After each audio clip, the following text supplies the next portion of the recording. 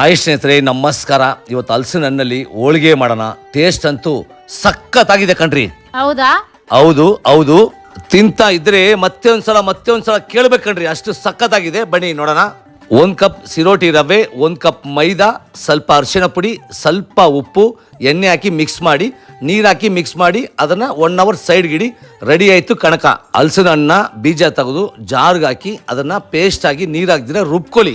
ಒಂದು ಬಾಂಡ್ಲಿಯಲ್ಲಿ ಬೆಲ್ಲ ಹಾಕಿ ಸ್ವಲ್ಪ ನೀರು ಹಾಕಿ ಕರಗಿಸ್ಕೊಳ್ಳಿ.